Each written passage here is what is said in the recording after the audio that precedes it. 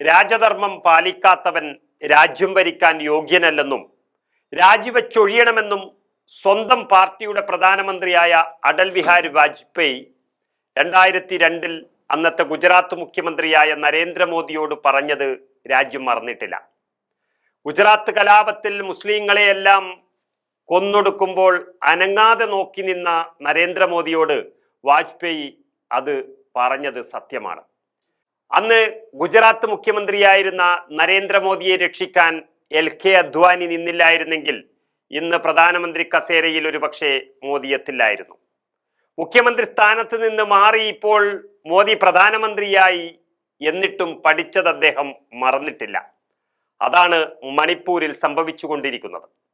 രാജധർമ്മം മറന്നവൻ രാജ്യം ഭരിക്കാൻ യോഗ്യനല്ലെന്ന് വാജ്പേയിയുടെ വാക്കുകൾ കടമെടുത്തുകൊണ്ട് ഇപ്പോൾ കോൺഗ്രസ് നരേന്ദ്രമോദിക്കെതിരെ തുറന്നടിക്കുകയാണ്.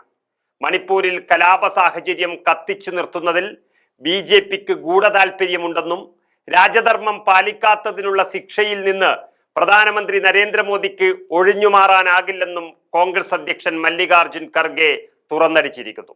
ഗുജറാത്ത് കലാപം എങ്ങനെയാണോ രാജ്യത്തിന്റെ ചരിത്രത്തിൽ ഒരു കറുത്ത പൊട്ടായി മാറിയിട്ടുള്ളത്, അതുപോലെ തന്നെയാണ് മണിപ്പൂരും മാറിയിരിക്കുന്നത്.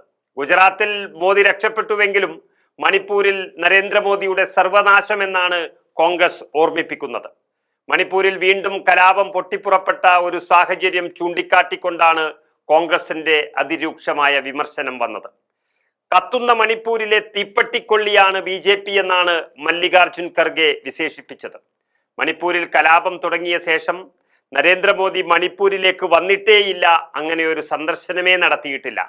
2022 അദ്ദേഹം വന്നത്.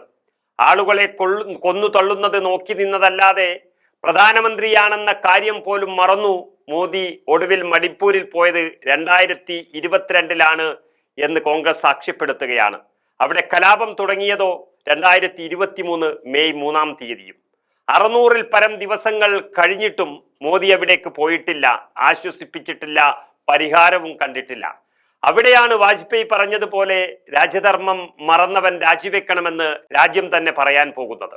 ഇത് തെറ്റാണ് എന്ന് മനസ്സിലാക്കി മണിപ്പൂരിലെ BJP മുഖ്യമന്ത്രി പരസ്യമായി മാപ്പ് പറഞ്ഞു.